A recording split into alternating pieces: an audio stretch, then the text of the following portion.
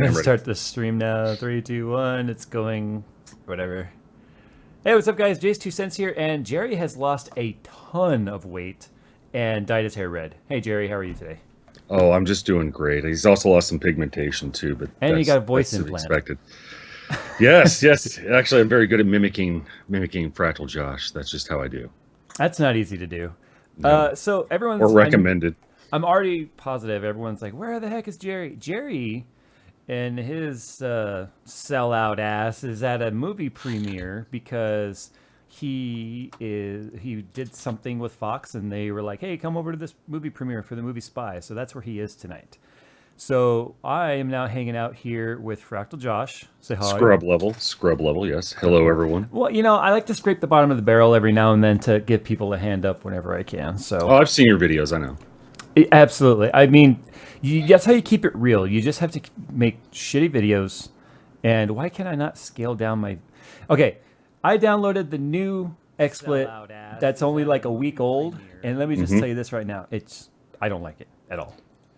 I've played with XSplit. Actually, those who watched my stream last night know I played with it yesterday afternoon, and then it like borked all my OBS. Like it changed all my camera settings. And I personally don't really care for XSplit that much, but that's me. I don't understand how the two like or conflict with each other. I mean, they're two completely different config files and everything. I have no idea, but and then everyone's like, "Why are you using XSplit?" Well, it's because I like to run the intro, and you can't run a media video file in OBS, at least not yet. And I know maybe there's a custom plugin somewhere, but I think you can use it like as a background. You can use a video file, but you know, it's funny. Like on XSplit, I can just make a scene with a media file, so I can play a video or an intro or something like that, and when it transitions over to it, it just auto plays. And I haven't been able to do that with OBS. If OBS can do it, then I'll drop XSplit hands down. But speaking of that intro, I'm gonna go ahead and roll it real quick. So I don't know if you know the routine, Josh. I don't sing. Well, then you need to do a rap. Oh, that's even worse. We should have reviews by Gary do it then. You know, he does some top quality stuff. But anyway, I'm gonna go ahead and roll that intro, and if you just hear silence, well, then he was doing it in his head. Exactly. Oh, and the audio level for that's really low. It's really quiet. I even silenced it. There we go. Starts to play a little bit. Yeah, so because I had the main Samsung SSD, this Evo 840 failure, I had to set everything up last minute here. So if you guys didn't really hear the audio very well, then sorry. You know, but if this wasn't a complete train wreck, then it wouldn't be Tech Talk, would it? You don't want to organize, that's for sure. No, we don't want to go all WAN show. I wouldn't say WAN show is that organized. So Coconut Monkey and I went on a bike ride today, and he and I don't know how this discussion came up. I don't remember. We had this great idea of how to get gamers more fit, and that is an exercise bike hooked up to your modem, where the faster you pedal, the faster your speed. Imagine that. That would also lead to death, I'm pretty sure. You know, people trying to get like... they can't download their porn fast enough, so they're just cycling away, heart gives out. Talking about multitasking, too. Oh, don't even want to imagine that. Please don't live stream it. Please don't live stream it. Oh, man. Okay, you told me to go and look something up. I'll go and look it up real quick. Is there anything coming up for you? I know you're kind of here as Fractal Josh, but I don't mind you also talking about... fractal design at all. So anything cool coming up that you want to talk about? So I'm not going to turn this into an hour-long advertisement like I think a Black Dragon said. Oh, no, that's what you paid for. Oh, yeah. Well, no, I paid for your opinion on the reviews. Remember, you sold out. So that's how it all works. That's true, right? But no, we do have stuff coming up. Obviously, next week is a big tech show, Computex. I'm sure you guys are all aware of that. So I would just say keep your eyes on that. Obviously, my usual response is I cannot talk about things that may or may not be in development, blah, blah, blah. But yeah, we should have some cool stuff coming out next week that I think everybody will be excited for.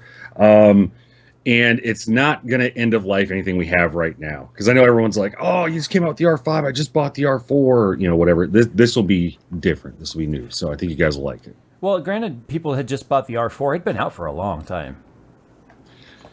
Yeah. That it had been out for close to 2 years, I think. There's always going to be that person, and it usually ends up being me, that finally buys something, and then the new thing comes out immediately. Well, and that's the eternal thing with like PC upgrades, right? Like, should I wait for a new video card? And by the way, everyone in chat saying like we're really loud, or at least I'm really loud. Are so you? I can try and whisper if Is that my helps. am I just quiet?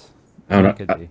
Yeah, it could be. I moved my mic back as far as I can, Oh, but I brought your levels down a little bit. I'm okay. I'm I'm usually tuned for Jerry, who's also very loud, but it might be that you've got a little bit more bass, A a little little bit more bass in that bass. voice. Little Barry White, yeah.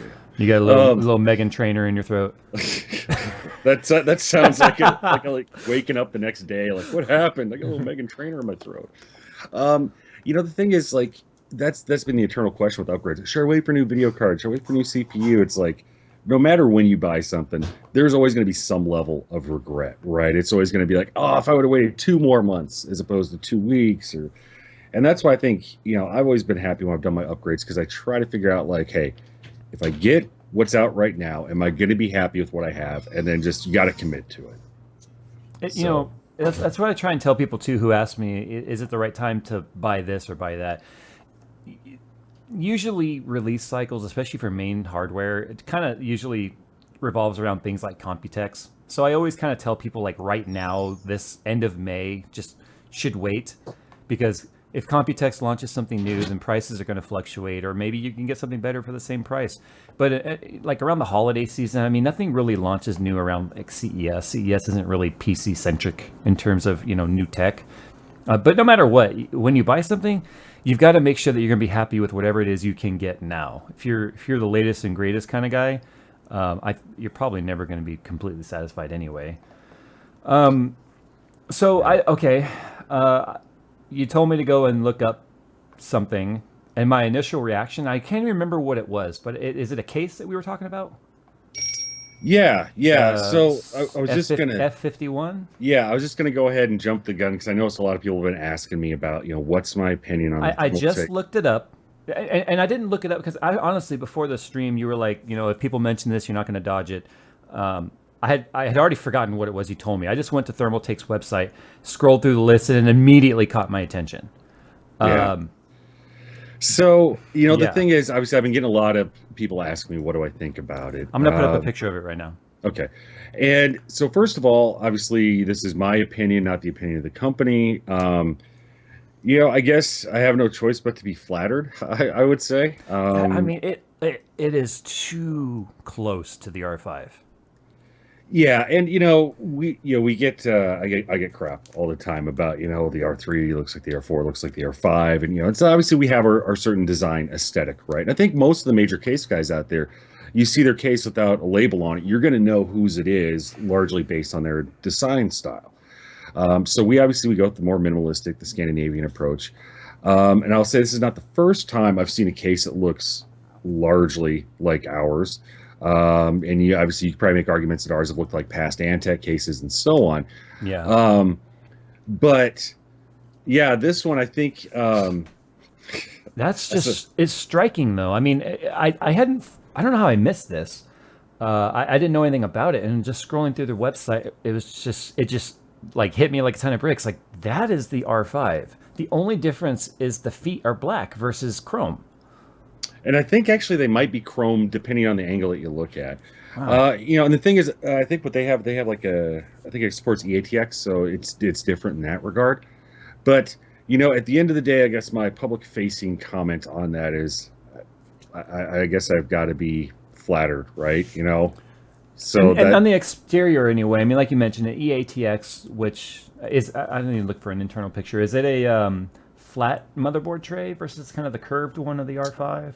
I think it's still kind of flat. They have a different style of drive cage. I mean, they Yeah, obviously have removable drive cages, but it even including has the the cage. sound deadening materials on like the side panels and stuff. Yeah, and it's got these modular vent blocks in the top that obviously can block sound, and you can remove them. So normally I don't sit here talking about a competitor's case that much, but again, this is me personally. Yeah. I guess if imitation is the sincerest form of flattery, then I'm pretty flattered. Well, it's kind of like people telling me all the time, like, "Well, hey, you trying to be like Linus?" It's like, well, we're in the same sphere, right? Yeah, and honestly, at the end of the day, there's only so much you can do, right? Yeah. It depends on what level you want to focus in on a product and say one is too much like another. I mean, it's like, okay, well then, the fact that it's black and ours is black and Corsair's is black, and it's like, okay, we're all copying each other. I mean, it's really what little features you put into a case or any product really that I think make the difference. It's like when people actually build in it, that's where we get most of our kudos, is like, oh, it's so easy to build in, or oh, the Velcro straps were so awesome, or it's a little stuff like that that you don't really realize until you're working with the case. And that's why we send it to people like you, like to reviewers, is because you get to kind of translate that to your audience. Like, hey, I built in this thing and it was good, or it was crap, or it could be better. Even the 120 mounts are offset. Everything is just, wow. I don't know. I mean, I like Thermaltake. I like that they're expanding the water cooling line, especially with the modular water cooling stuff. Trying to get more custom loop. I mean, Thermaltake was one of the first brands to make water cooling kits, like the Big Water and all that stuff when it first came out, which is good. But then they kind of fell off the market for a while regarding that. But I don't like to see what looks like just too close to just a blatant copy. And I'm not saying that they intentionally did it, but there had to have been somebody internally that was like, "Hey, this case looks, too close to a competitor's case that is well established aesthetic theme." And you know what's kind of funny though, the X9, although I am going to do a review of the X9, in my opinion, is way too close to the Case Labs S8 case as well. So I don't know. This is interesting times, and I'm actually going to be having a meeting with Thermaltake, and I'm going to just flat out ask, like, what's going on with the case designs that seems to be a little controversial. I didn't know about this, so you guys are kind of seeing my raw reaction to this. This wasn't like planned discussion. I think I had 30 seconds before I hit stream. You're like, oh, check this out. What's your reaction? Because I wanted people to know I'm not going to duck the question. I'm not going to hide behind it. So well, it's not like yours came out after. You guys were the first ones. Yeah, so. We launched. Well, obviously you had more launch day reviews. We launched in November 24th, I think, of last year. So wow, was it that long ago? Yeah. So geez, figure that's coming up on what, 6 months now? Yeah, it's been out. Yeah, absolutely. And I guess the other thing too to convey is, like, obviously cases aren't made overnight. It's one of those things where it is possible that both were in development at the same time. But yeah, I mean, anything product-wise it never comes to market as quick as you think it does. It's always there's revisions and revisions, and it goes back, or you get a prototype out and you find that, okay, in CAD this looked like it worked, right? Like, okay, back end here, front end here, and it's like it's got enough room. And then you realize, yeah, but you can't put, say, like the motherboard straight down. You have to go at an angle. Well, now that changes it. There's not clearance. And so, real quick, speaker dude, yes, these are Fostech headphones. I was going to say they look a lot those. Everyone asks every week too. Mine RS-175 still wireless Sennheisers. I like the freedom of wires. I tend to tangle myself up all the time. Yeah, some days, like when the days get too long, I just start slowly wrapping it around my neck, like just let the pain go away. Just drift off to nothingness. Okay, well, we won't just keep beating that to death, but I just was surprised. I mean, I guess that says something when I forgot the product name, and just looking through the main page, it immediately stuck out like, oh, I think that's what we're referring to here as being something that might be a little bit misleading, or gosh, I mean, even with the door open, the vents and stuff. Okay. I mean, I like innovation. I like to see things evolve. I like to see companies innovate, not imitate. That's the way I am personally. Yeah, and I think that it does become difficult to do that. Obviously we face the same limitations, especially being a more minimalistic design-based company. Yeah. It's like we can't just slap a new chrome grill on the front and it's a new case, or just slap a new widget here or there. If you're going to kind of stay true to your design ethic, whatever that may be, trying to innovate and bring in new features that are actually features and not just like a gimmick, that's what's difficult. That's where the Define S was kind of a gamble too, because it's such a departure of the way the interior is designed, where all the drives are on the back, and that we completely forego the 5 1/4 base. No, obviously my review completely revolved around water cooling. Was that kind of the target demographic? Because I mean, I imagine it's also very wide open, very air cooling friendly case as well. Yeah, so it was designed obviously for high airflow, and obviously liquid cooling is benefited and needs high airflow. Right. So those things kind of go together. with that in mind, yeah, we obviously tailored it towards liquid cooling, or at least to support it. But we, as you can tell, we didn't want it to be exclusive. We kind of wanted it to be like, like the Define R5, where it's more modular. It's like you can kind of do what you want to do. It's like, okay, if you want it silently, the mod vent blocks in, and you can just put in like a tall tower heatsink and some of our low spinning fans. If you want to go high end liquid cooling, you can slap radiators wherever you want to. I feel personally though the Modu vents don't really give you much in terms of noise reduction, but it definitely is good for dust control. Yeah, it kind of depends, right? So it does depend on environment. It can limit dust obviously pretty well. Noise is a different thing. So noise, there's multiple different ways noise escapes your case, and whether it's like a high pitched whine or like a low hum, or just like physical, like harmonic being vibration, from drives rattling or whatever. And all of those take different, I guess, steps to combat because they're different noise frequencies. And with that, our big thing is like redirect the noise. It's like, okay, obviously where most people are going to place a computer, the front's going to be near their face or pointing towards their face, their back's going to be pointing away. So it's kind of redirect that noise as much as you can away from the user. That's kind of how sexy time goes too. Oh yeah, definitely. You definitely want the rear away. Yeah, exactly. Otherwise, it might just get a little crazy. So. I don't like to put the rear in my face. That's not what I heard. Well, whoever you heard that from is a liar. Jerry is a liar. Yes, Filthy liar. Okay, yeah, I'll agree with that. Maybe it's Coconut Monkey. Is that a tandem bike you guys are riding, or how's that work? Bling bling. We like to ring our little bell as we're ringing, and hearing like songs playing. Like the mental images I'm getting right now are just like, just a moment. I don't like to ride tandem bike with Coconut Monkey because he just sits there. I do all the pedaling. He's like, so you sleep back there? What the hell, man? Come on. Stop drooling on my back. Oh, sorry. Oh, man. So you've been tell people about your live stream, by the way, because I know that you've really been working on your Twitch live stream, your Derp Squad. That was fun that night I went in there, but I was telling Coconut Monkey that you were basically like, all right, Jay's bloodthirsty. We can't get anything done when he's around, because I just like to randomly just turn on my friends and start shooting them.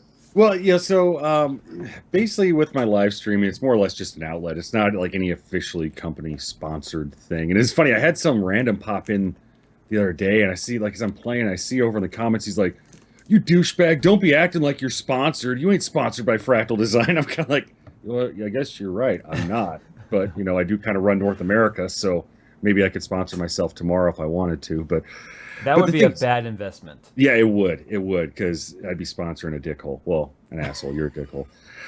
Now I'm about to charge you if you say dickhole one more time. You got trademarked. Little counter pops up. Ting, ting, ting. I just basically do it to chill and hang out. I guess you could say it's community building, but it's basically I just hang out, play with people that I like. I do a lot. Obviously, Limo Luge, yeah. So basically, with Derp Squad, it came from the fact that a lot of games I suck at, and I screw up and I derp, and it's like, you know what, I don't want to be like one of those like quasi-pro gamers where everything has to go right, and especially if you're playing in front of people. Nobody likes those ragey gamers like that. Yeah, it's like I think that people find them entertaining for a bit, and then you kind of drift off. And for me, I don't really have any ulterior motives. It's just, like I said, hang out and interact with people. So I've been playing like a lot of GTA 5. Getting kind of burnt out on that though. So then that's where Derp Squad came from. I created a crew on there, the Derp Squad. And then a lot of times it'll be like myself, cell processing, some of the other like Knight Rider guys like that in the community. And then like a lot of times, especially after Awesome Hardware, Paul and Kyle will jump in. And it's basically just hanging out, doing stupid stuff. It's like, okay, can I land a plane upside down and then take off again? Or, hey, I landed that Learjet on the top of the mountain. Yeah, see, you got mad twice, skills. But then it rolled down the hill and I died. That damn gravity. But yeah, so it's like I play that. I also play Insurgency. I'll play that with Coconut Monkey every once in a while when he hops in. So other than that, it's kind of just like a random smattering of games. I see Job for a Butcher asking if you play CSGO. I do not. A lot of people have asked me about that, and it's like I am not a fast Twitch gamer. CSGO is a game you can't derp in though. Yeah, it's like if you derp, it's basically here's a slideshow of me getting shot in the face, 360 no scoped. And actually, Insurgency, if you guys haven't checked it out, I think it's kind of like, though. Yeah, it's like the anti CS:GO because it doesn't have like there's no round counter, there's no like death counter, there's no hit marker. It's as realistic as I could imagine it being. Yeah, and it's kind of fun. Like, so if you're like, we'll get like 5 guys, 6 guys into a GameVox server where we're all communicating. It's like, okay, clear left, clear right, and you can still Yeah. have fun doing it, you know. I tried. Okay, so on Insurgency, I played through the tutorial, right? And then at the end of the tutorial, you basically, your base is getting attacked. Mhm. And I fell back into the warehouse and was trying to defend. I found myself trying to play it like BF4, where I just kind of run through like Rambo, just like spraying everybody and killing everyone. But Mhm. I instantly would die because that's really kind of how it would go in real life, I imagine. Yeah, it's kind of like Left 4 Dead 2, right? Like if you Hmm. run off in Left 4 Dead and try and go solo, you're gonna get your butt handed to you. Like it kind of forces teamwork, and you try and go Rambo and Insurgency, and it's like you're generally gonna get owned. The AI is pretty good if you're playing co-op versus AI. Hmm. Um, and just like some of the elemental stuff kind of forces you to think differently. It's like so like tactical reloads, right? Like you say you bang off, 20 rounds, 28 rounds in a magazine, You're you gone. Those reload. rounds are gone. Yeah, well, you reload, you go through three more magazines, you go to put it back in the middle of a firefight, bang, bang, click, you're done. It's like it keeps just those two rounds in that Yeah. magazine. So you're like, crap. So, it's be like, oh, count your rounds. It's like, yeah, good luck if you're shooting the saw. I remember 182. I don't remember what game it was. Maybe it was Arma. I don't remember. Where if you dropped a mag with 15 rounds still in it, those rounds were taken from your inventory, just like you would in real life, right? It's not like those rounds are Yeah, just going to magically pop up in your inventory and be loaded in another mag. It's like if you prematurely drop your mag, there goes those rounds. And I kind of like that. That's one of the things I liked about Battlefield 3 when it first came out was it had a lot of realism in terms of things like the minigun on the anti-air being able to just mow down infantry like real life. But yeah, of course, a lot of the crybabies out there calling it unfair and unbalanced, which is funny. There's no such thing as a balanced firefight in real life. yeah. The game lost a lot of appeal to me to the point where I don't even play Battlefield 4 anymore because I'm tired of taking like a tank. I've shot so many infantry members with a tank round exploding at their feet and I get hit markers and they don't die. I'm sorry, but if a tank shot me Yeah. and if I was still alive, I'd be blubbering like a baby on the ground, probably holding onto Yeah, my yeah, there's a junk. little bit of splash damage from a tank round. It doesn't have to be a direct hit to take you out. And with Insurgency, what's kind of cool about that is, like you said, it forces you to slow down. It's like I said in my stream, like I've never used like my lean left, lean right keys as much Mm, in my life. Like I'm getting like cripple grip on the side, trying to move yeah, forward and lean to the left. And like if they don't hit you, but the bullets come close, you get suppressed, and basically your right. vision blurs a little bit. So it's definitely a different style of shooter. So um, I've enjoyed it. It can be brutal if it's like any other game, right? If you're playing with a bunch of idiots, it can be pretty brutal because you're kind of still on your own and they don't know what they're doing. Yeah. Usually I'm the idiot and I'm just waiting for people to carry my ass around from checkpoint to checkpoint. But I I like to think like to check out different games. I've never been much of like a death match type of thing. I guess I tend to go for more of the realistic stuff because you're generally not going to see people 360 no scoping in the air type of, I don't you know know about you, but that's I'm pretty sure that's how all American soldiers go to war. They 360 no scope. special forces only. That's why they won't show it on TV. Like the SEALs, DevGru stuff like that. They're not going to True. show their 360 And no they do scope it tactics. while paratrooping in. They're in the air when it's happening. Exactly, exactly. I Because think that's why I like Grand Theft Auto 5 so much. I hadn't played Grand Theft Auto since San Andreas. I didn't play it on console, but I like the sandbox. Sandbox games really appeal to me, even though I never played Minecraft, because I just don't have the time. And I was talking about this today with Coconut Monkey. I just don't have the time to devote to completing campaigns or getting competitive anymore. And the last game I've actually beaten, even though I have a pretty big library now, the last game I've actually beaten was BioShock Infinite, and that was 2 years ago. yeah, when that So was a game worth beating, right? it was the first game that actually drew me in and made me stick to the story. I was getting that way about Grand Theft Auto 5 until the main drive crashed, and I realized the save game file wasn't on the same Oh, location as the game installation, which was on a different drive. So of course, when the game crashed, there goes my documents folder and the entire game save with it. So I had to start all over. I mean, I could go on the online and hunt for a save game file that's similar to where I was, but I think I'll play it again though. I was enjoying the story. It'd be a lot yeah. more A to B now that I know what's going on. But Well, and there's that initial thing of like all that work you just did done. You're like, that's where you have to like drop the mic and walk out like, peace out, bitch. I'm done. I'm yeah, and I done. was I'm, just I'm not about going to redo all this stuff. yeah, and I had granted I wasn't very far into the game, but I had just gotten the sub, with Trevor and was getting ready to do that heist with Michael, and it was like, and I lost everything. So Yeah, and then I do like the sandbox games. I mean, if you look at like what we do, like when we're doing the Derp Squad stuff, we basically take it. We're doing things like that were never part of the game. Like one of the games that we'll play is called Shark, and that's something one of the community members came up with. mhm. And it's like we'll take like one of the cargo jets or something like that, fly up with like 10 or 15 people in it. They drop out, they do a hey ho pop on their parachute, or they pop the parachute as soon as they're out of the plane.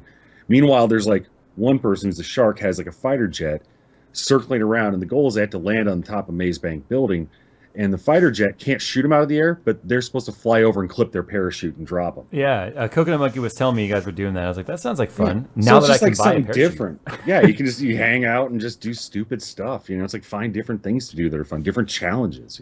We got a question here from Kevin Chan a little while back. Different topic, but I want to take it because I think you being close to cases would kind of tie into this. Okay. Kevin Chan says, how do you guys feel about the size of the R9 390X, which was leaked to be a very short card like the original 770, if you remember that. It's or 670, sorry. And the possibility of all high-end AMD cards being cooled by all-in-one coolers. So how do you feel about that? I think it's a good move to help keep those hot GPUs cool. AMD's never been super efficient or keeping temperatures down. But I think it does add a level of compatibility to cases that people might overlook. I think it does. I think it opens up other form factors. Like when we made like our Node 304, it's a pretty compact case, but it was still designed to fit up to a 12-inch graphics card. So it's like, man, I want to go mini ITX this big, and then put on this graphics card this long. Yeah. So I think it'll open up some if they stick to it. That's the first thing, right? Like if that's something that they stick with. But when you're making a case, one of the largest difficulties is you're making something that's supposed to house like an infinite number of possibilities on hardware. And our biggest thing as far as limitations are, it's like, hey, it's an ATX mid tower, it's not designed for eATX. Now, for example, R5 is ATX. I think Kyle was able to stuff in an eATX that he had, but it doesn't officially support it. Yeah. So it depends on whether or not like SATA ports will line up with the grommet holes. Exactly. But I'm all for it. I mean, when I was a system builder, we were one of the first ones on the launch list for the very first quad SLI when they had the 7900s, or was it? Yeah, the 7900s, where it's like the dual PCB to get the dual GPU. Right. And they were like this freaking long. If you check out like our those are the Define ones X, that were sandwiched and had like a little like a little connector between them. Yep, they had like a riser, basically like another board in between them connecting them. And then they actually, in the original iterations that we had, they actually had die cuts out of the PCB so that the sandwiched fan in between could blow air in between the two cards. Yep. I think Gigabyte did that too. They had a ton of like little 40 mil fans. Yeah, like along the edges of the card. And what happened was, the boards are so long, like for us system integrators, the problems we had is like they would flex in shipping when they're installed in the system, even with a card keeper, and they'd flex enough they'd start breaking traces in the PCB. Yeah. Aside from the fact that they're horribly power inefficient. And right. So yeah, I'm down for smaller cards. I mean, I guess it's still somewhat of a trade-off though, right? If you have a shorter card, but then now you have to mount like an AIO cooler, even if it's like a 120 or 140, but most cases now easily support that. Yeah, I think depending though on the whether or not they're going to have a spare 120 available. Most will, but if they're doing an all-in-one cooler on the top and let's say maybe a push-pull, then the rear 120 might end up having a conflict depending on the size of the case. Like for instance, when I helped Paul with his build, when we put the 360 in the top, we had to lose the rear 120 altogether. So that's a possibility as well. Yeah, and that's one of the things that we try to look at when we're designing things is, what trade-offs are there going to be? Is it worth, say, extending the height of the case an inch for a feature that's going to get used 1.34% of the time? Yeah. It's like you always got to kind of go with what's the trade-off. Are people going to be more concerned about overall footprint, or are they going to be concerned more about price? And the answer is always it's a combination of those, and everyone has their preferences. Perfect example. Define S, we totally nixed the 5 1/4 drives, and people are like, "Oh man, if they had a 5 1/4 drives, I'd totally buy that." It's like, then go for the R5. Yeah. I'm not trying to be cocky, but it's like, it's true though. Somewhere. Because the people complaining about the drive cages in the R5 are going to speak up, but then the opposite crowd will speak up about the Define S. But at least both are covered. Yeah, and then we had the R5 where we had the 5 1/4 removable, and this is just kind of saving that step. But no one, you're not going to make everybody happy. So I see a ton of people like both begging and demanding that we talk about 980 Ti. I can't. So that Why should not, say, Jay? Why that not? should say something in itself. I can't You're speculate. not under NDA. I Come can't on. speculate or talk about possible upcoming review or releases for Nvidia. I simply can't. You said adopt what I say. I cannot talk about products that may or may not be in development. Right. We, No, that's we true though. I we can't. ran the story on our Facebook page about the 980 Ti leak. The shot of the cooler or whatever. So Well, I mean, that's the thing. Nvidia hasn't changed its cooler in the last 2.5 years, so I'll be honest. I was a little disappointed with the Titan cooler. I thought that the Titan X deserved like a new design of the cooler. I mean, the magnesium is nice. It looks pretty with the window. Nvidia is always going to go with a blower style fan, and so will AMD for their reference coolers that are not AIO anyway, because they have to take the environment cooling out of the equation. They guarantee that with a blower style cooler, it's not going to have cooling affected by case cooling. But I don't know. I feel like this design has been around since the 590, so it's been around longer than technically than 2.5 years. But the 590 had the first metal cooler with the middle fan, and then the 690 had it, and then the 780 and up. 770 and up ever since have had this same magnesium style cooler. So I don't know. I kind of feel like we're overdue for a new cooler design. well, and that's the thing. Even if it's well loved, after a while you're kind of like, okay, but it's kind of tired. You want to see something different. Yeah. Everyone's telling me, Jay, show us your 980 Ti. I cannot confirm nor deny that this card ever even existed. I don't even know how to spell 980 Ti, if that even were a thing, which it might not be, or maybe it is, because I can't say. Exactly. Let's see. 980 Ti will be better than 980 and slower than the Titan Z. You mean Titan X? Titan Z, Titan Z was still kind of a joke. 7990 wasn't a blower cooler. No, but the 7990 was a rebadged. I've got one. I've got one in the closet right there. It's a rebadged. Was it 90 or 9000 X2, something like that? It was a server grade card that was completely rebadged as a gaming card. Yeah, well, and a lot of times the difference between workstation cards and graphics, like I guess gaming cards, video cards, is driver support. Yeah. You're paying for the certified drivers and the level of support you get from the company when you buy it. So Naomi Takashima is saying, well, then talk about the 390X. I'm guessing the same thing, huh? No, AMD doesn't. Well, I do work with AMD directly, but they don't really talk up like early about stuff like this with guys like me. Everything I know is the same rumors you guys have all seen of the quote unquote shortened PCB. It's also a metal cooler, but it has no fan on it. It's completely AIO 120. These leaks are starting to look a little bit more concrete. But in terms of release dates and stuff, I have zero idea. It's obvious a 300 series card is coming. AMD's over 18 months since they've released a card. That was the last card they released was the 290X2, not counting the 285, which was a whole different core, the Tonga core. So I really don't know. I don't know what AMD is doing over there, but I hope that the long silence that they've had means they have something great coming. Because if you go 18 months without releasing a card and then you release a mediocre one, I mean, that's kind of like a death sentence for the fans. And the other thing too is expectation levels high. We were talking about this last night on stream. It's like Half-Life 3 should never come out, because if it ever does, when you have that long of a gap, the expectation levels like boom up here. And even if it is a great game or great product, people are still expecting more. It's like when your friends hype a movie huge and you finally get to see it, you're like, wasn't that great? Jesus. It's like, well, you went into it with an expectation so high. Shaggy Romeo says he lost respect for me because I was paid by NVIDIA. I've never received an NVIDIA check. I've received NVIDIA product, but I've also received Fractal product, MSI product, Gigabyte product, Cooler Master product. I could go for an hour naming all the products. It'd be kind of hard to do your channel without receiving product, Yeah, I know. I mean, if I could buy all this stuff and it didn't affect my income, then that'd be a different story. But I've never received an NVIDIA check, an AMD check, or any of those brands. They supply hardware. That's how this works. They say you look creepy when you stare into the webcam. I saw that. Do I really look creepy? You kind of look around. You kind of remind me of Wild Bill in the Silence of the Lambs. Don't tell anybody. I don't need more scrutiny from the police. I don't need any more eyes on me. Oh man. What's so special about the Toxic Series Sasquatch? I don't know. You should have asked last week when Ed was here. Okay, so I'm gonna head on over to Twitter to the Ask Tech Talk hashtag. That is where we will grab some more questions here. In fact, I already had it up. Let's do that.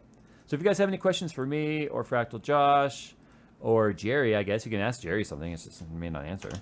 Yeah. Oh, speaking of which, I got a question on mine. When are we going to see a white windowed R5 again?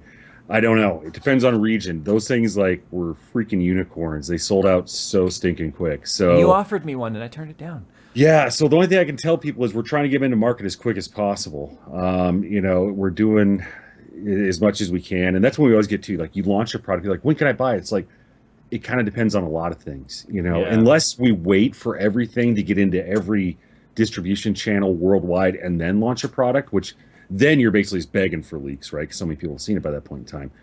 The other aspect is it could be in the boat on the water, bopping over to the West Coast, get to the West Coast, and then sit in customs for 2.5 weeks because they randomly pick to scan that container. Right. So we try and wait to announce products as much as we can to when we have a finite time frame, but there's still so many variables. And then the date for a guy in California might be different than the date for a girl in the UK, and so on. This is weird. Like I'm looking at the Ask Tech Talk hashtag, but it's like the top one is from April 17th, and then 2 hours ago, and it's not even like putting things in the right order. This is weird. Okay, so I've seen this question in chat. Now I've seen it in Twitter, so we'll go ahead and take it now. It's a fractal design question. They want to know if you guys are ever consider making a case with a PSU shroud like the H440. So we get that all the time. I think it's because people want to hide some of the ugly wires, or some of the PSUs that are affordable are just not attractive. Yeah, and plus, I mean, overall, from an aesthetic standpoint, it is more of a seamless look, right? A couple different things here. First of all, I can't talk about products that may or may not be in development, blah, blah, blah. You need to have a button that you push that just says it. I do. Like when I'm typing, I actually have like a macro that plays it. But, the big thing that I will say is, we are the company that listens. As hokey as that sounds, what we do is we take the feedback, and the Define R4 blackout, now the Define R5 blackout are proof of that. Those only came about because of how much demand we got for like an all black case. Otherwise, honestly, we wouldn't take the time to like, here's the same thing, but blacker, I gotta tease you a little bit though. Yeah. Considering it's a product that derived a product that already existed, and other than maintaining an extra SKU, really did take a long time for you guys to just swap. No, I know. Well, and that's the thing too, right? Like the first one was North America only because I think it was basically as a test, right? Because I'll tell you the other thing that, from my side of the screen, if I want to put it that way, that you see is you'll see the fanfare like in forums, and people just, oh my gosh, I want to buy this, I want to buy this, I want to buy this, and then you release those products, and then you see the ones that get talked about the most are not always the top sellers. And you do have to forecast that. You do have to say, okay, say if we have 5 different color variants of a case, there's multiple levels of forecasting that go into that. The first one is, how many of each do we make? Is black going to outsell white 3-to-1, 5-to-1? Is it going to be 1-to-1? And then the more colors you have, the more forecasting it takes. Then you have to go next to your sales partner or distributor and then pitch them on, we think you should buy 5x to 5-to-1 black to white, and so on and so forth. And ultimately, Fractal Design is a smaller company that doesn't have the ability to just do whatever you want without it affecting bottom line and bottom dollar. Yeah, and even the bigger guys. I'm not going to name names, but I know a lot of those guys. A lot of those guys are starting to consolidate their product line because they just have so many options out there. Well, that was like, for instance, Cooler Master. That was their their entire push at CES was to talk about how they were simplifying the line.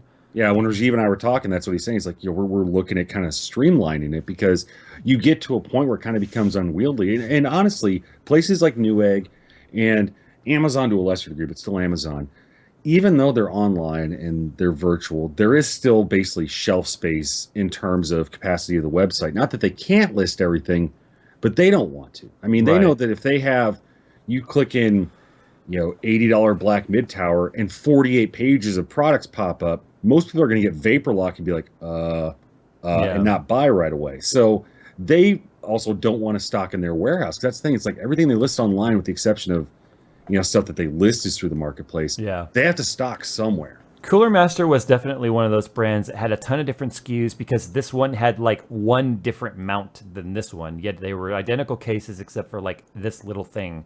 I think they had some more regional stuff too. Like they had like Latin American or South American versions of a case or something like that that might have a few tweaks. But Right.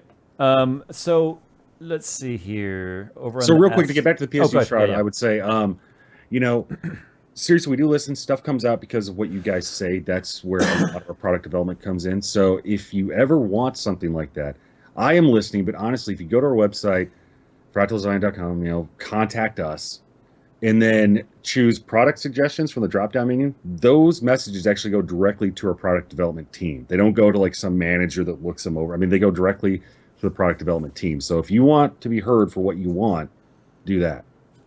yeah.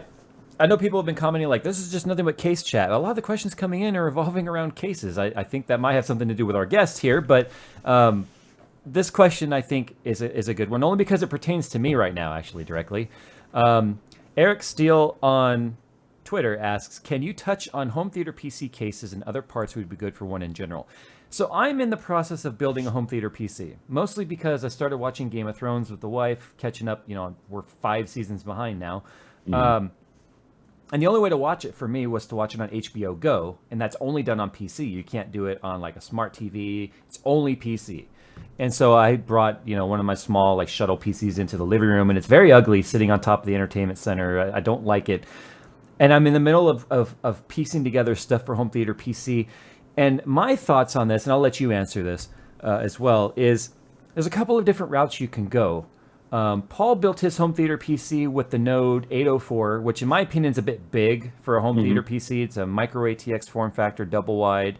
Unless you're confusing it, like trying to customize it to look like a subwoofer. I mean, it could blend in. Yeah, like sample on the ground next to the system wouldn't look so bad. But he's kind of got it on top of the table, which really shows. But you could fit a ton of hard drives in there if you want to, say, digitize your DVD library if you don't have a NAS.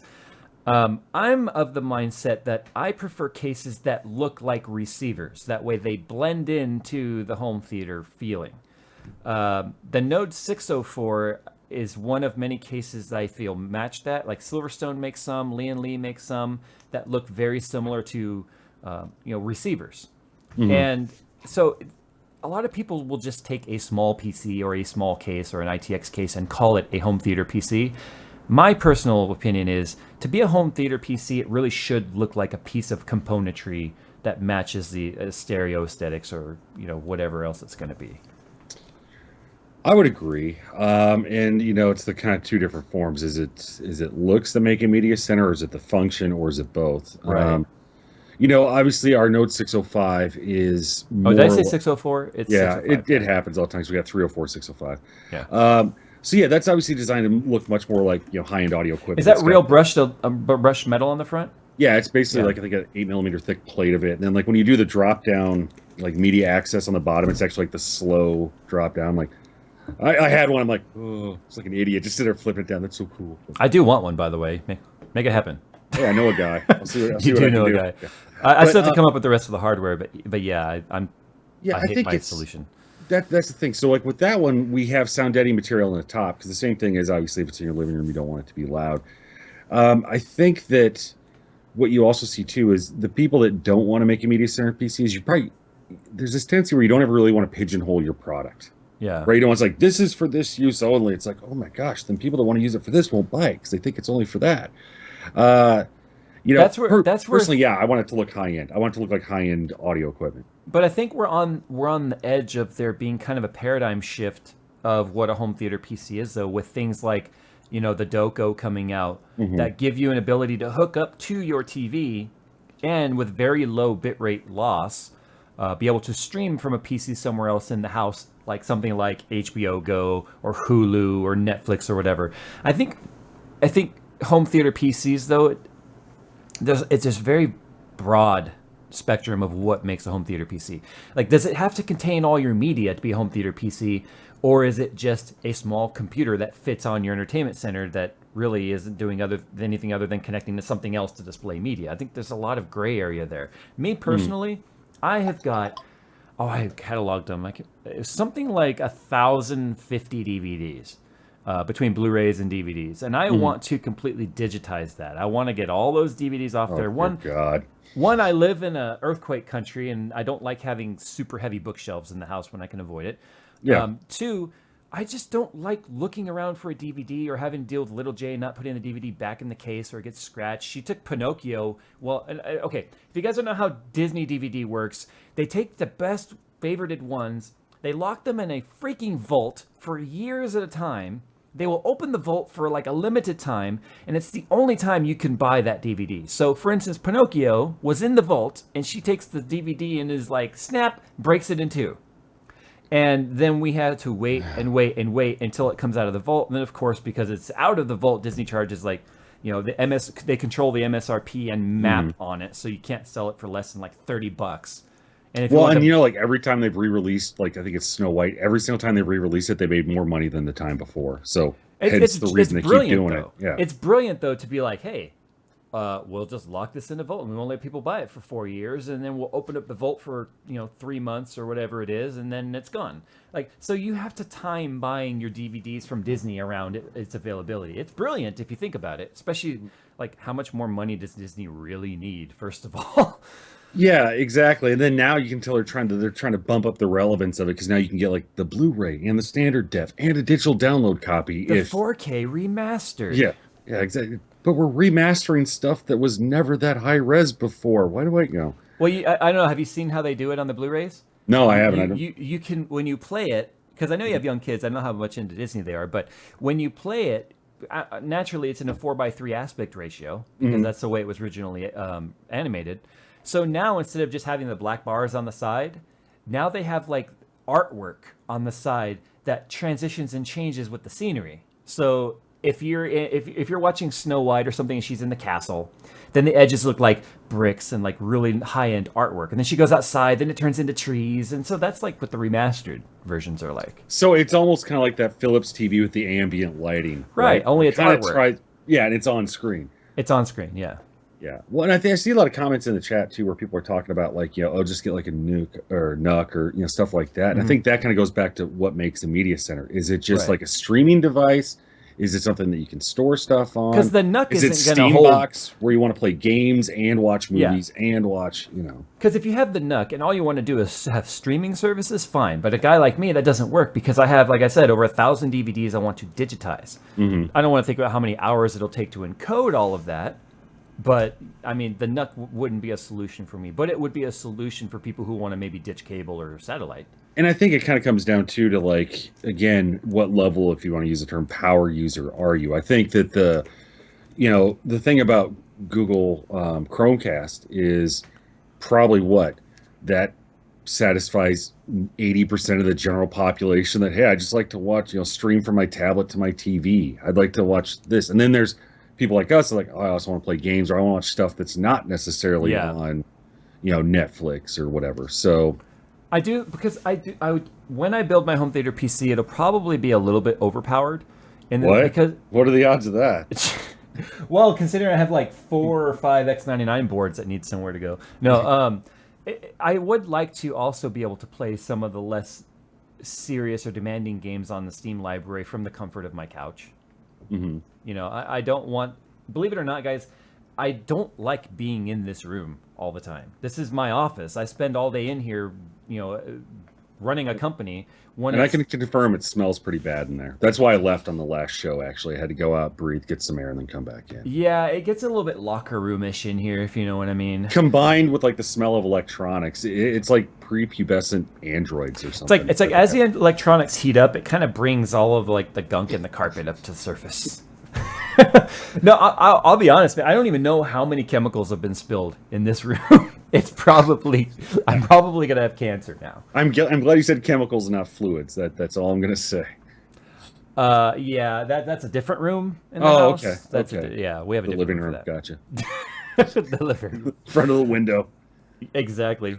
Yeah. So I would like to be able to play games in the living room. Now things like the Doko and stuff do help, but that limiting 30 FPS, let's face it, we're PC snobs. We like to get higher than 30 FPS where possible. So that kind of doesn't do it for me. But so I want to play build a computer that I could go in there and just like screw around on GTA 5 with a controller on like medium settings or something. Yeah, I said controller, but that's Well, and I think too, like what a lot of us had the same mentality, especially in the PC space, is it's almost like the car guys. Like, I don't need that much power, but I want to have it just in case. Like, I don't want to come out that one random Thursday, want to play a game, and be like, oh, crap, I should have put, higher end graphics card in. Now I got to go back in the other room. It's like you want to have it there in case you need it, even if it gets used 10% of the time. Yeah, I see some people saying put the Titan X in Little Jay's machine. That would make a funny video, or not funny, but like just a good, hey, that R7 250 passive cooled, that's that ultimate from Sapphire, that's starting to get a little aged. You need a little more horsepower. Then we have her put it in, and then you're just like walking around like lighting candles with a burning $100 bill. Throw these cards around, make it rain. I thought that's what Linus does. Yeah, I'm not making the Linus money. Well, he does, but it's all Canadian money, so there's an exchange rate thing. It can be a little bit confusing. Oh, yeah, that's true. So real quick, I'll answer a question if you don't mind. Sure. Just someone, Damon said, has Fractal Design considered selling windowed side panels for cases like the Mini and Core series? So some of our panels are actually interchangeable. If you want a windowed Define XLR2, you can use an Arc XL windowed side panel for that. If you have a Define Mini and you want a window for it, the Arc Mini R2 window works. Cell Processing actually did that for his. And you can get those in North America from Puget Systems. They have basically like a spare parts center that they sell a lot of our parts through. And then worldwide, we have it. It's just Google Fractal Design spare parts, and that handles basically the rest of the world. So if you're ever looking for mod supplies, whatever, you can do it that way. And then if you have questions, hit our tech support up. They can answer what fits what. Joshua Morgan in chat says, Jay, don't feel bad. I use a PS3 gamepad in all my gaming rigs all the time. Nothing wrong with it as long as you have fun. I'm not against controllers. My problem was I've been keyboard and mouse for so long. My thumbs and my brain they just don't do what I want them to do. I can't go back to it. I've tried, and it's like as much as I suck on keyboard and mouse, it's 10 times worse when I'm trying to use a controller. Yeah, I mean, it's just that muscle memory, and I guess I just don't have the thumb coordination. Because let's face it, when you're gaming, your thumb doesn't really do anything other than jump. Mm-hmm. You're jumping if you have something bound to like the thumb button on your mouse. Other than that, your thumbs are just completely left out. Yeah, it's just along for the ride. Like, hey, I'll just hang out here on the side of the mouse while you scroll around. It's just there being sexy, that's all. And I just realized I got sunburned on today's ride. That sucks. I put on sunblock too. I thought you biked fast enough that the sun couldn't even hit you.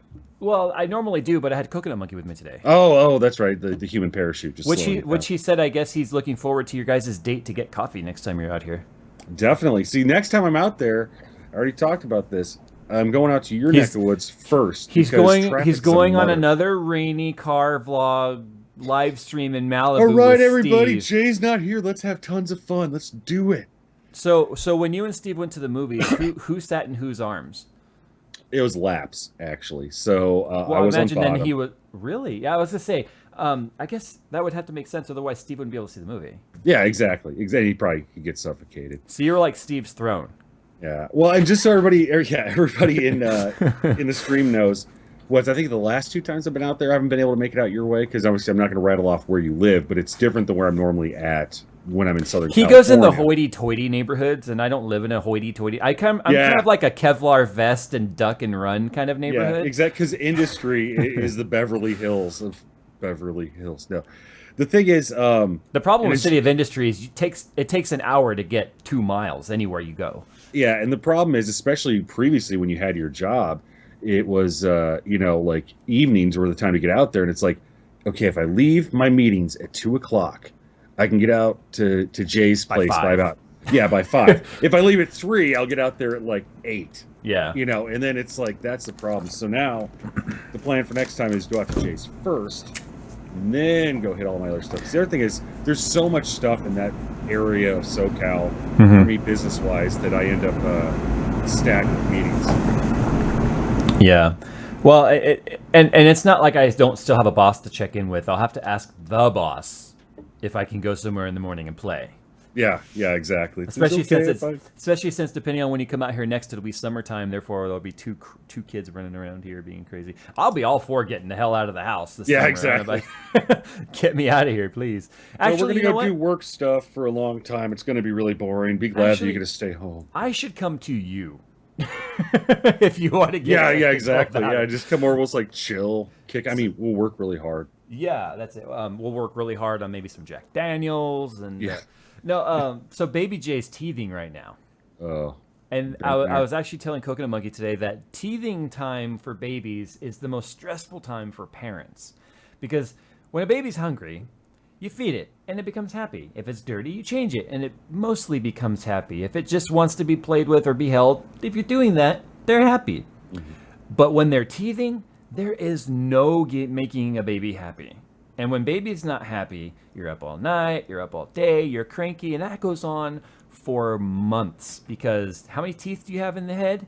And how many times does those teeth have to bust through your gums? Pissed off baby for the next 6 months incoming. I told the wife, I said, you know what? I'm gonna hit up every vendor I know and blast email everybody saying, hey, need me to come help with anything? Just hit me up and I'll be on the next flight. Yeah, exactly. Can I come do a factory tour? We don't have a factory. Can I just tour your parking lot? I'll Can I make go? that happen. Can I go through your garage? I mean, I don't. Can I see the state that you're in? Just get me Yeah. out of here. Just anything that's not here. Well, yeah, because like when my boys were teething, that's the thing. Like you said, normally you go through that mental checklist of okay, wet or poopy diaper, hungry, got to Yeah. burp, whatever, and then now it's just like I fixed all those things, and they're still torqued off because Yeah. they're in discomfort. They don't know why, and now it's going to be everybody's problem. And here's the thing: when babies are teething, and I don't know if this is just some really messed up programming that happens to little human beings that are not developed yet. When your gums are hurting you, and they're inflamed and they're red and they're bleeding or whatever as your teeth are coming through, why is it programmed for babies to stick things in their mouth and bite on them? That only pisses them off Yeah. more, and they can't help it. Well, I suppose if you think about it, though, think about like when you're an adult and you have a sore throat and you got to do that like every 10 minutes. Like, is it still sore? Oh God, yeah, it is. Like you knew Yeah. that was going to happen and you keep doing it. Plus, I think they've said before that it's one of those things where like they're trying to find something to soothe it. Like, and I guess like it can also kind of itch a little bit, kind of like a cut. Maybe that's Yeah. what they're doing. But yeah, Maybe. exactly. Like they set themselves off. You're like, wow, oh, God. Baby J tends to just like to. She just sticks her finger in her mouth and bites on it, and then she will let out like blood curdling screams.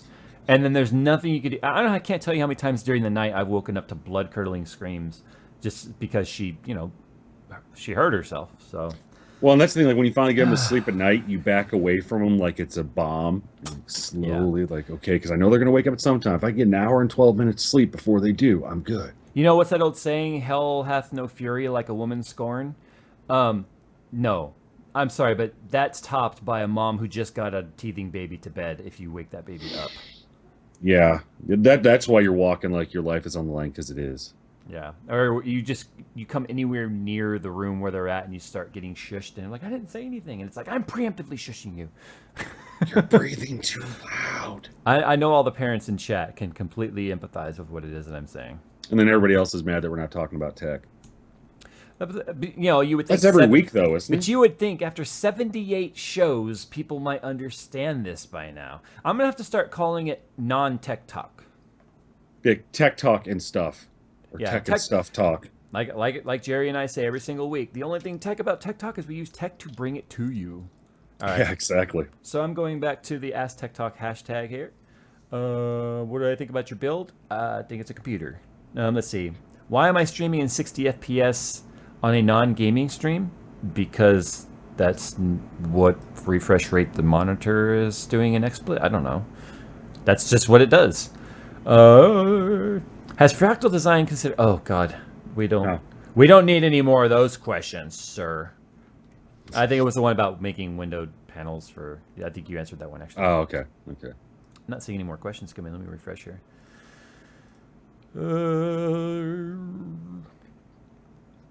Hey Jay, what do you think about GPUs still having 2 gigabytes of frame buffer? Well, to be honest, with the exception of the 960, the only GPUs that still have 2 gigabytes of frame buffer are older GPUs or rebranded GPUs.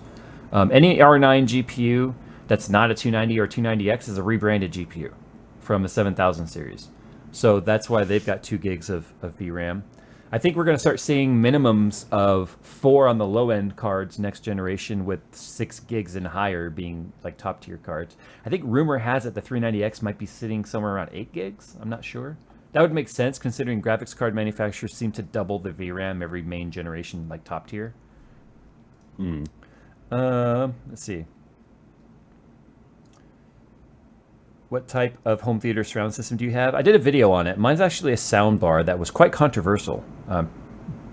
You know, I used to think PC fanboys were very opinionated, but damn, if you even slightly engage the audiophile crowd... Oh, God. Oh, yeah. So I'm using a Sonos soundbar system in the living room, and I ditched my Yamaha, or as Jerry would say, Yamaha 7.1 surround system for it because I wanted something simple and smart connected. And yeah, it's $700 for the sound bar and $700 for the sub, so $1,400 sound system, which really, in terms of like home theater, is god awfully cheap. Yeah. So many people hated on it. Like, oh god, a sound bar could never sound good. It sounds fantastic, and I can stream audio from my phone to it, control it from my phone, internet radio to it. I just love everything about it. But I'm not an audiophile. I'm not the guy that's out there like listening for every little peak and having to have the absolute best, like going out buying top tier Harman Kardon and things like that. Well, I'm the same way, especially when it comes to headphones. Like, I like mine, but I'm definitely like, if you bought me a pair of Stacks, it'd be a complete waste. I'm not an audiophile. I guess, appreciate the nuances like other people do. I don't have that attuned of an ear. So, I think the biggest thing is if it works for you at the end of the day, then it works for you. But that's the thing. I mean, it's true in any hobby or any enthusiast. You have to defend your opinion at the expense of everyone else's opinion. That's how everyone seems to operate, and I hate that. But if I'm anything, I'm an audiophile phobe, if that makes sense. I'm a phobe of audiophiles because there is no talking to them, there is no reasoning with them, and I mean, if you want to talk about true high-end audio, I'd be having $10,000 ribbon speakers mounted on the wall with like a room that's completely custom acoustic designed. And what's sad is I know people with rooms like that have dropped $50,000-$60,000 in a home theater. It's just by itself. And and what's funny is I get in there. I have one friend in particular. He lives out in the Hollywood area. He's got stupid amounts of money. He's an investor, and he just looks for new ways to blow it. And he spent, I don't know, it was close to $100,000 on this custom-made home theater with 6 or 7 rows of leather seats, and it's stadium style and projector screen, and spent, I don't even remember the brand, but spent something like $35,000 or $40,000 on just the audio alone. And he was like, sit, tell me what you think of the sound. And I'm listening to it, and I'm like, it sounds like the same sound I can get by spending $15 and going to AMC. I mean, it sounds all right. He was pissed when I said that. He was like, no, this is way better. You can't appreciate the sound clarity. You're right, I can't.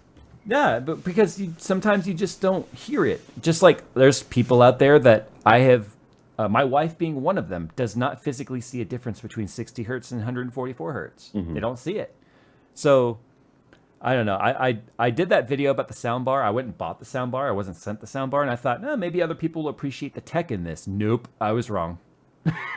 I was way wrong. We only appreciate the tech we like. And I was watching Game Over, like one of the video game documentaries. I think Ernest Cline was talking about where, the fanboyism, especially like around consoles, largely developed because you defended what you had. Yeah. It's like if I had a Nintendo back in the day, and my buddy had Sega Genesis, it's like, I want to be like, yeah, I'm poor, I can't have your Sega Genesis. It's like, I'm going to defend what I have so I feel better about what I have. I still had a Genesis up to a few years back. I don't even know what happened to it.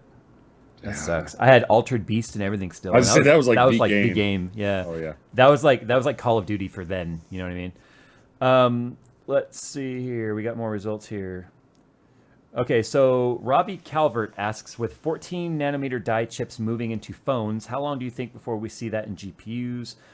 How impact do you think it'll have? I don't know, to be honest. The smaller the die gets, the hotter it gets. The the amount of crossover or crosstalk really between a lot of the circuits as it gets smaller makes overclocking more difficult. So I really don't know. I don't like to speculate on things like that because I'm not a die engineer, so I don't know what exactly you would gain with 14 nanometer over, say, 28 nanometer or 22 nanometer. I just know that I don't know how small things can get. I've heard rumors of Intel having a 10 nanometer die they're working on. I mean, geez, that's kind of crazy. 000 says, you're wrong, Jay. The R9 285 is not a rebrand. Just thought I would let you know. You must have missed the part where I said the 285 was the Tonga GPU. And that itself tells you that it's not a rebrand, but I said that. Where's that sexy lawnmower guy / girl? Okay, Josh, I don't know if you've watched in the past. Yeah, okay. Yeah. And it seemed like we moved the time and he was still here. So we kindly asked him to be done by 5. Mm-hmm. Please be done doing whatever it is you do, killing the gopher that we can't seem to kill ourselves because we're just bad at it, I guess. He said he will be done by 5 from now on, so that's why we don't hear the weed whacker. Although it did give the stream a little bit of character, if you ask me. Not many people have a live lawnmower / weed whacker session going on in the background. The immersiveness of the stream was it's like you're right there with him being annoyed by random shit. Eddie Dozier says, hey Jay, if the value of 3 times Titan X starts to diminish the value, why spend more? That's exactly the point. Don't spend more. I would never recommend 3 Titan X's, let alone 4 for anybody. That's why I said I'm not putting the 4th card in my system. That would just be really dumb. I mean, 3 in law of diminishing returns pretty quick. Oh yeah, but trying to max out anything, you get, it doesn't matter the hobby. You get into a terrible diminishing return and terrible return on investment for. I mean, it doesn't matter if it's RC stuff, computer stuff, cars. Right? Yeah, the Bugatti Veyron uses 800 of its 1,000 horsepower to make the last 60 miles per hour. I don't remember the exact numbers, but it's it's definitely not about efficiency. It's about just brute forcing your way into it. Yeah, it's how much additional horsepower does it take to gain 1 mile per hour over 180? I mean, it's something stupid. Yeah, because of the air buildup and everything else. Right. And the faster you go, the more difficult it is to go faster. And it's the same thing for computers. But that's why I don't run, actually, for the same exact reason. The air buildup when I'm hitting near Mach, it's just a pain in the ass. So I just stopped running. I don't know. I'm feeling a lot more aerodynamic these days. You imagine getting that old body moving faster? Well, that's why you shave all your body hair, right? It's funny.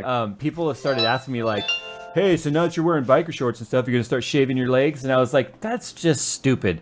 The other day I was riding, I was going about 30 miles per hour, and I was looking down, and I'm seeing all my leg hair flop around. I'm like, I can feel the air hitting my leg hair. So I came home and just teased the wife, and I was like, man, I need to go faster on the bike. And she's like, well, what are you going to do? You're losing weight. I was like, I'm totally going to get the razor. She's like, no, you're not. I was just kidding. I'm not going to bick my legs. That's exactly, folks. It's one of those things where your legs are smoother than hers. Hey, honey, let's compare. Well, I know a lot of bikers would do it too, just for injuries, right? If you had to bandage it up, you weren't putting band-aids on your leg hair that rip your hair out and not stick. If I have to compare the smoothness of my legs to my wife, I'd have to compare my vagina as well. That would be an entirely different stream, but I bet you'd have people watching. There's always someone willing to watch. Let's see. PKK Shadow says, what do you think of my case? It's in a cardboard box. I saw that. It's very green. It's very environmentally friendly. He actually cut out the vent, though, for the power supply. That works. Yeah, I'm liking that. It's all good. It looks like that's, cube design, too, so. Ashawn12 says, what 970 should I get? Whichever one you can afford, I guess. They're all pretty much going to perform near the same. I already asked that. What do you think about your build? All right, well, we don't have that many Ask Tech Talks coming here, so. Sweet. I've stumped everybody with my stupidity. That's what I do. Eddie Dozer. He got mad that I said Dozier. Well, I guess I won't say your name anymore. How's that? Let's see. Well, it's Dozier, right? My mind doesn't go straight to Dozer. You're all friends. Dozier. It's Dozier. Dozier. Ho, ho, ho. All right, do you think we'll ever get to the point where games can't look any better? No. Games, no matter how hard you try, are never going to look like real life. So isn't that always your drive towards graphics improvement? I think the other thing too is we were talking about this the other night on stream, is you're getting down to the nitty gritty, the little stuff, right? I mean, if you're looking at generational leaps back in like the late 90s, like, you know, when you're going like when Doom came out and it was like, oh my god, it's just 3D, that's so immersive. There's Like 8 bits. yeah, and like you read some of the reviews about people talking about how realistic it is. You look at it now, you're like, what the hell? No way. And you know, I think every Everybody time you back see then was in 2D. Like the people back then yeah. were also equally as non-graphical. Yeah, so it's all relative, right? Compared to the last thing that came out, it looked a hell of a lot more real. And I think now there was there's this thing where it's like a lot of stuff looks really good. And I think, as you and I both know, the difficulty is like the stuff you see from the cutscenes to in game, and obviously they got the new graphics engines and things like that. But it's nailing the little stuff. It went from like, oh my god, this is full 3D and like a humanoid shape to now we're talking about subsurface light scattering to make skin reflection look more realistic. Yeah, which was kind of the whole point of the 900 series NVIDIA launched. That was their whole point, was about light, ambient occlusion, Yeah, like that. So, you know what's funny though? If you want to be technical, graphics cards and game technologies, and tell me if you disagree with this opinion. I think games are starting to get farther away from realism. I think games are starting to look much less realistic in the sense of the level of detail they're trying to put into it, the amount of colors, the amount of, you know, light bloom and things like that. That's not how the world really looks when you walk outside. It was kind of like a discussion I was having with Coconut Monkey the other day, where he's still running a 1600 by 900 panel, so he's in the market for a better panel. mm-hmm. And I was kind of talking to him about the difference between TN and IPS and all that sort of stuff. And he's like, well, what's the difference? I said, well, TN's going to have faster response time, or lower response time, faster refresh rate, so you can get more frames per second and less time to, you know, for the gray to gray on the pixels, but at the sacrifice of less realistic colors and, you know, viewing angles and things like that. I said where IPS is going to be more color accurate, where it's going to look more lifelike, but that means in a lot of games and stuff, colors are going to look kind of muddied. They're not going to look as bright and poppy and stuff, because that's not how the world really looks, and you look very confused. I said it's kind of like when you walk into Best Buy or Fry's or whatever, and you have all these TVs up on the wall. These manufacturers want you to notice their TV, so they have what's called dynamic mode, which is where some brands even call it like store mode. Yeah, like demo mode, store mode. Yeah, where it's bright, it's way too bright, the colors are way oversaturated, because they want you to notice their TV and a wall of TVs.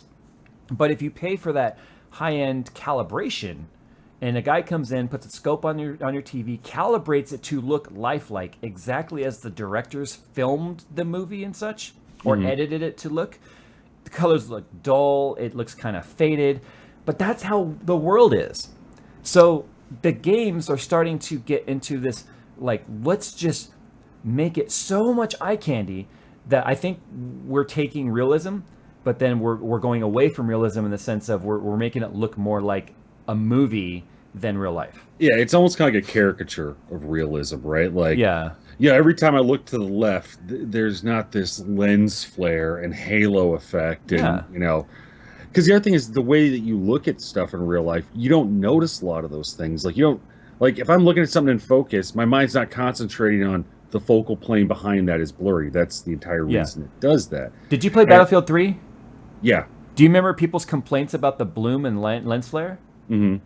Yeah, it was kind of that. It's kind of like that. You walk outside, you look at the sun, the screen should turn white, not lens flares and blooms everywhere, because you're not a camera.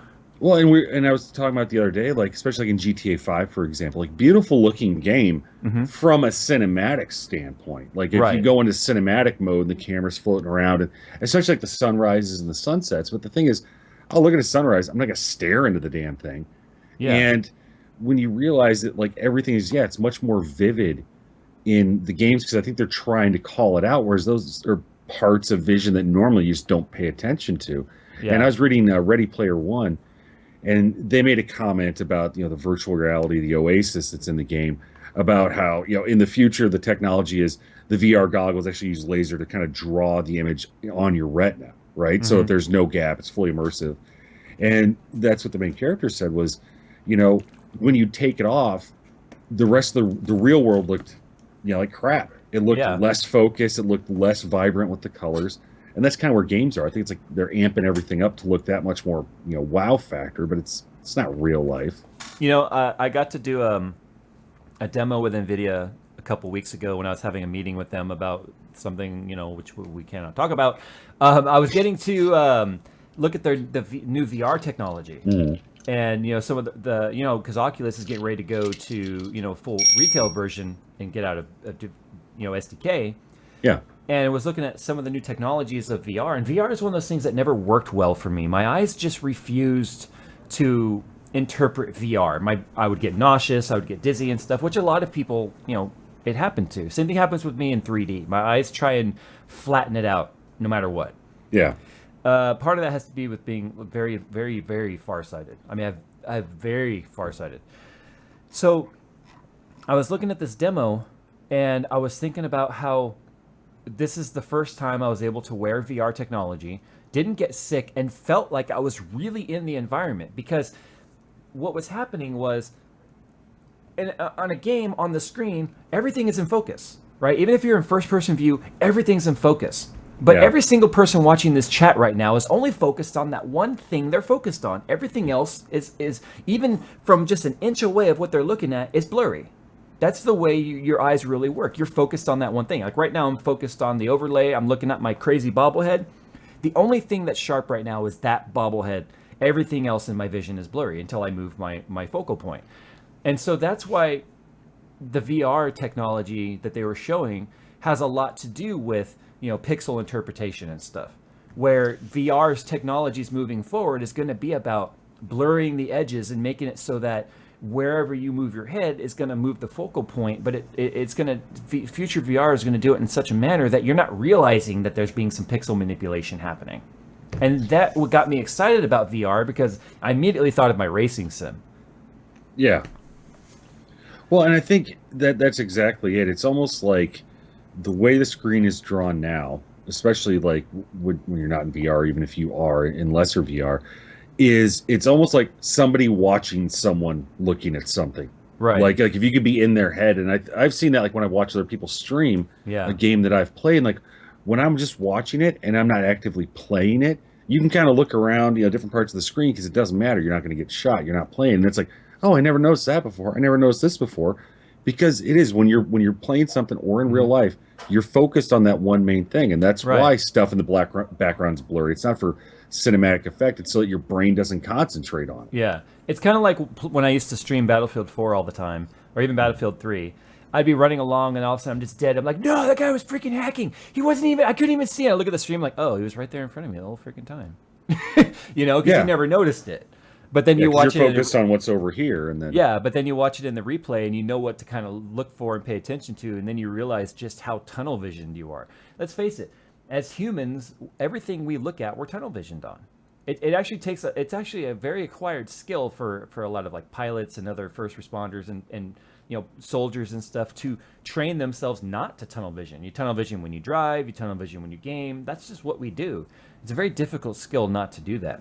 Well, it's biological. It's basically, especially like in fight or flight, it's your body focusing on the threat. It's your mind saying, this is the thing you need to avoid, or you need to concentrate on to get out of this situation. And then you become fixated on it at the same time, which is almost counterproductive.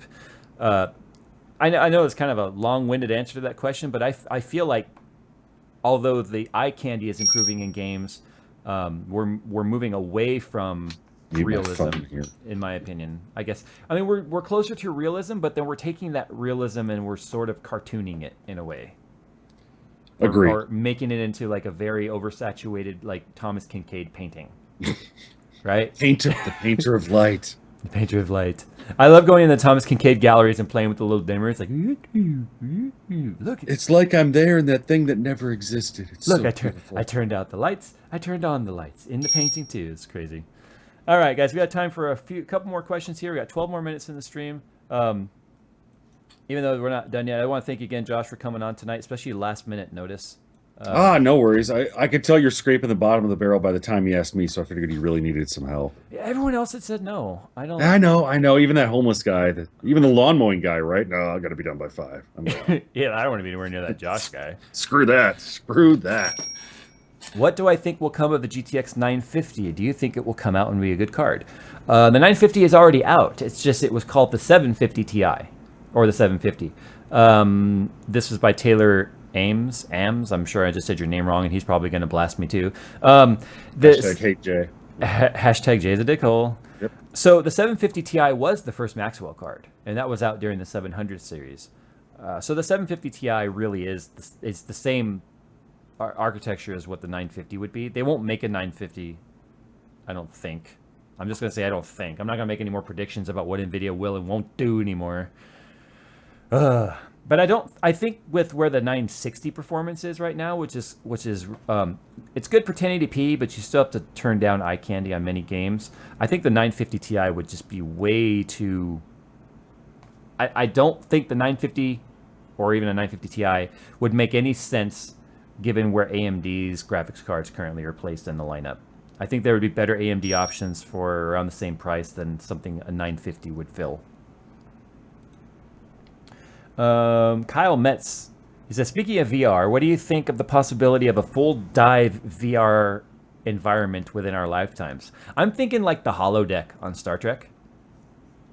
I mean, that would be kind of a fully immersive environment.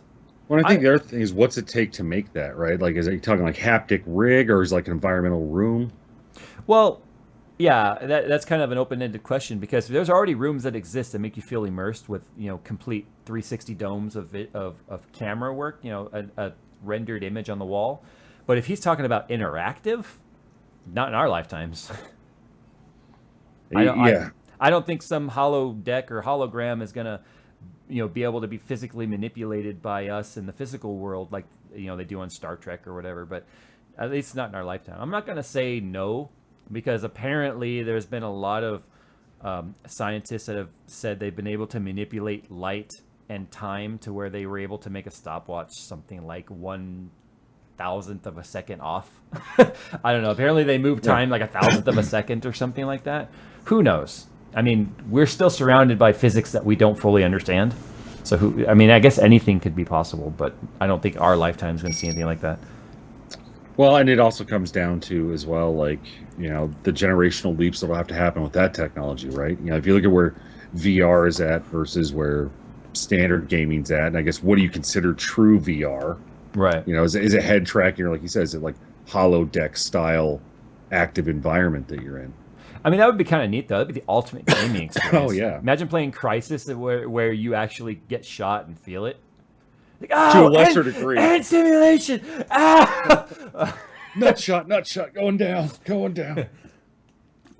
Yeah, I would just hope that everything would cut out before you get teabagged. I'd really hope that there'd be like an officer. No. It's Jerry running over to teabag you, because that's what he loves to God. do. No! Slow motion. And for the love of God. Whew. Oh my goodness. Let's see. There was a question here I kind of wanted to answer here. Do you think anything above 4K is reasonable? That's by Harry McIntyre. Well, there's 5K, but 5K is I think a cinepanel. Isn't it considered a cinepanel? A cinema panel? I think so, yeah. So here's the thing with 4K and 5K. I know a lot of people have been kind of confused about that. 4K is exactly 4 times the resolution of 1080p. But there's different 4Ks. There's 4K 2K, and then there's like the 4K resolution for PC, which is like 3860 by 2160 or something like that. It's not quite 4,000 pixels horizontal. 5K is exactly 4 times the pixels of 1440p. So if that gives you an example of the difference in true pixel size or pixel density of 5K versus 4K, it's substantially larger. I think Linus did a video about 5K gaming, and it wasn't pretty. Was it one of those fastest possibles, or was it one of the ones on tech? I'm pretty sure it was on Linus Tech Tips, where they kind of did like the ultimate 5K gaming type of deal. Similar to how they did the 3x 34 UC97 21:9 ultra wide gaming experience, which was a nightmare to set up. I'm personally not into 4K, mostly because of the refresh rate and the auto UI scaling. See, Windows 8 will automatically resize the UI to a viewable size Like a 28 inch panel, when it's at native 4K, you can't even read the freaking time in the corner of it unless you put your face up against it. That's actually what I have. I have a 28-inch 4K on my left side. Yeah. So Yeah, it's so if you leave it in its native UI and you don't let Windows upscale it, then you can't read the damn thing. And that's fine and all, but here's the problem. Not all the programs upscale with the Windows UI. So when you open things like Steam, it's like the size of a credit card on the screen, and it's hard to click on things, and you know what I'm talking about, right? a very clear credit card. Very sharp credit Very card. sharp credit card. So until 4K for me is still all about large form factor. I mean, I've got a 4K TV in the living room, and I love watching movies on it, especially now that Netflix is doing 4K streaming as well as there being 4K remastered Blu-rays. It's incredible what it looks like, and I do have the home theater PC hooked up to it, so I do know what a desktop on 4K looks like in large format like that, and it's fucking amazing. But of course, a TV is worse than a 4K panel in terms of response time. So input lag is atrocious. Yeah, and honestly, for me, like most of my content that I watch is either streamed or it's basically streamed. I don't even have that much time to watch movies or anything. So when it comes to 4K for me, I have it more for screen real estate than Yeah. I do for anything else. Yeah. Because it's like 4K on YouTube is still a joke, at least for me. You know, even though I have solid internet, the ISP throttles it, and Half it's like, half the time it won't even load. yeah. And then I'm talking to Steve. He's like, "Oh man, just VPN it." I'm like, I just don't want to have to do all that shit just to watch 4K. You know, and even still, it still comes down to like when you're looking at 4K stuff on YouTube, it's like you can shoot a blurry ass 4K video, just like you can shoot a blurry 1080p video. You know, it's like it still comes down to the content they actually shot and the quality of the 4K sensor. Yeah, you know, you could shoot a YouTube video with a Galaxy 4K camera on your phone, and it's not going to look as good as someone with like a 1080p, camera that's fully in focus with proper lighting and stuff. It's going to be 4K, but it's not going to be, the same quality of it. I'm really digging where 21 by 9 is going. It's kind of the middle ground for me, where you want more real estate, but you still want a high. It's not out yet, but there are panels coming with high refresh rate. 21 by 9 panels, and that's going to be freaking amazing when you're dealing with 144 hertz ultra wide. Then I'll be considering making a jump off this ROG Swift, as well as the XP280HK, which is up top right here. Just to kind of go back to what we said about visual acuity, Tom's Tech quoted Vsauce. I love Vsauce, by the way. He says, this is a quote of what Vsauce says, 98% of your visual acuity is in the middle 2% of your vision, I think he means to say. Vision, whatever. So 98% of what you interpret is based on 2% of what you're seeing. Interesting. Vsauce is a really good channel if you guys are interested in just kind of like those bizarro mess with your brain kind of videos. Okay, so we got a couple minutes here left. Let's see, VR6 Doug says 4K will be better once it becomes more mainstream and companies accommodate for it more, and when GPUs can comfortably run at 60 plus FPS. You know what, though? You have a 4K panel. Maybe you've experienced this, or maybe you haven't. Maybe it's just me. It's probably just me. There's no point in even saying it. Moving on. No. 60 FPS on 4K, to me, does not feel as fluid as 60 FPS on a smaller resolution.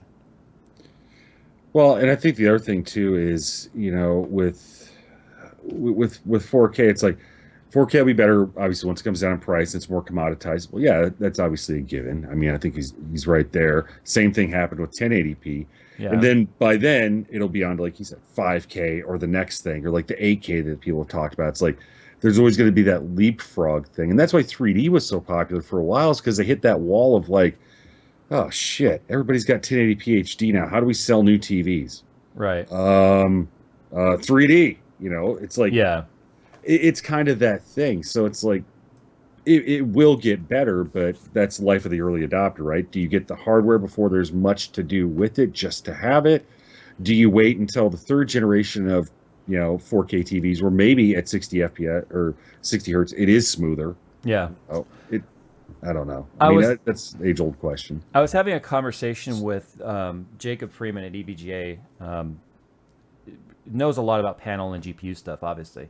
And I made the comment of saying, when the hell are we going to see high refresh rate or anything above 60, let's say even 90 or 120 4K panels? And then his response was, basically like it'll be a while, and I was like, well, why? And he says it really comes down to the cable. The new standard of DisplayPort is supposed to be able to handle the bandwidth, but it's really a bandwidth thing. Where who cares how fast the screen can display the information if the information can't get to and from the display fast enough? So he made a really good point. So I think when we see advancements in DisplayPort technology or whatever, granted DisplayPort's not new. It's funny how it's really kind of becoming adopted now. It's been around for a long time, but unless there's a new maybe Thunderbolt becoming more mainstream, or I don't know, maybe Type C or something. I don't know what the bandwidth is like compared to DP, but we need to see the advancement in the cable tech and the I/O before we see the advancement in the panels, because we've kind of saturated at least DisplayPort 1.2. Yeah, it always comes down to the ecosystem that the product has to operate in. Right. I don't know what the limitations of DisplayPort 1.3 are going to be. I just completely ignored the DisplayPort booth at CES. I wasn't too interested at the time. But now I'd like to really sit down with those guys. So Elliot Arrow says 21:9. Don't you mean 7:3? The reason why they do 21:9 is it's a reference of size versus the other aspect ratio. So 4:3 is saying it's going to have a smaller horizontal size than a 16:9 or 16:10, and 21:9 is reference saying 21 is going to be wider than 16:9.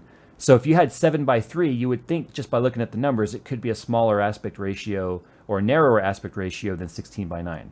So this is where arithmetic really doesn't come into play. Yeah, it's those numbers that mean something until they don't mean something until they mean something else. Kind of like the way Apple has done the nomenclatures for their iPhone, right?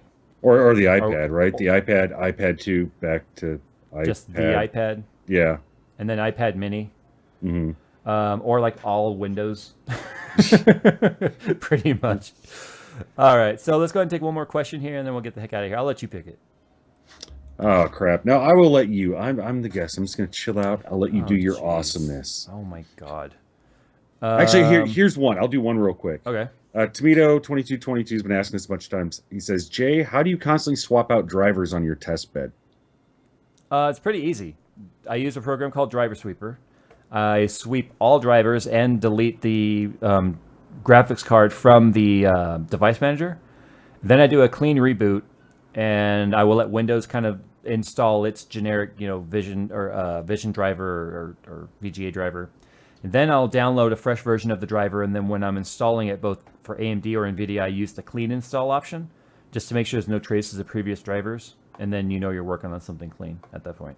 Like if I'm going to do an NVIDIA graphics card review, I also make sure I completely get rid of every trace of Catalyst Control Center.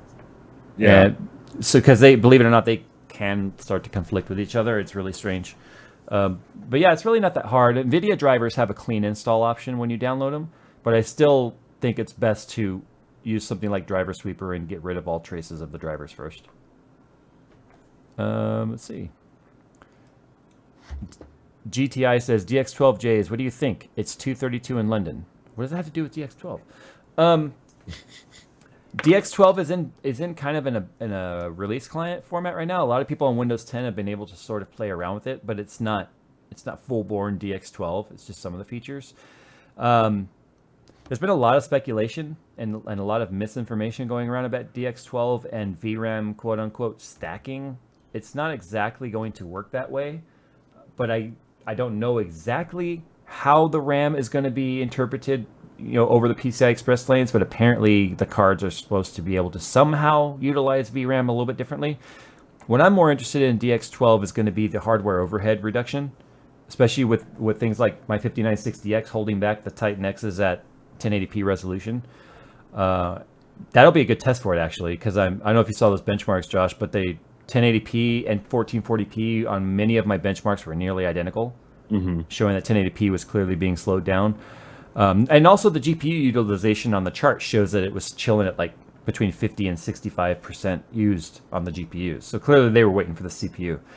So I guess if I rerun that gambit of tests with DX12 once it's out, that'll tell us if something really happened. But that's what everyone should be excited about with DX12. New generations of AMD cards are going to utilize DX12 fully. Quote, supposedly current models of AMD cards are not going to have full DX12 support. They're just going to have some DX12 support, which, if you remember, happened with DX11 when it first launched as well. Some DX10 cards had some DX11 support, but not full support, so it's really nothing new there.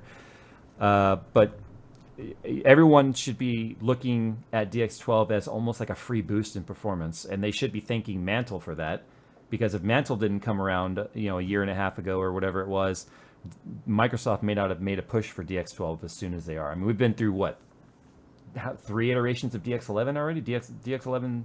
Yeah. So, I don't know. DX12 will be exciting. It's like a free boost in performance for everybody on a lower end CPU. Well, and I think the other thing too to keep in mind is, all of the tech displays and stuff like that, the things that they can do in games are like not going to be there day one. Yeah, that's stuff developers can implement, but you got to realize games have been in development for X amount of time, and it's like over the course of its lifetime, people start to add in more stuff. But day one, you're not going to see every single visual acuity feature and every new whiz-bang thing. It probably won't be until like DX12B or whatever they're going to call it, where you start seeing full implementation of it in games, and that could be another 2 years. Yeah, I mean, we still need Windows 10 to be out before we can get DX12 support. So and then you got your leapfrog. You got the first DX12 card, and then 2 years later, when everything's kicking ass in DX12, your card's like, oh, crap. Yeah, your okay, card's upgrade already again. Yeah, your card's already kind of reaching end of life of being considered current hardware. So, but most people aren't able to be on current hardware anyway or stay on top of it. So the people who have to wait are kind of in a better position, honestly. Yeah. So, all right, well, guys, that's been Tech Talk 78. Everyone tweet Jerry and be like, hope you're enjoying the movie Sellout, #Fox. Do that. Everybody thank Jerry for selling out to Fox and for missing the show. I hope it was worth it. Damn it. His soul was cheap. Anyways, thanks again, Josh, for coming. He's going to be found at Twitter, @@FractalJosh, and then he's also on Twitch with the same Fractal Josh, right? Yep. Twitch.tv/FractalJosh. I usually stream at about midnight Central Time, Chicago time, Sunday through Thursday. So I'll probably be streaming later tonight if you want to stop by. Yeah, I might join you. Today was little Jay's kindergarten graduation. We're going to take her out to dinner once we're done here. Nice. And then I might come in there and derp with you and see where we can go. So. Sounds awesome. Well, hey, thanks for hanging out. I'm going to go ahead and roll that outro, and we will see you guys next week. Peace. I pushed the button, nothing happened. Oh, there we go. Yay. You shut up. Skills. Rolling the outro. Why is the volume so low on it? This would not be a good show if everything worked. You do not know how to computer. Computering is hard.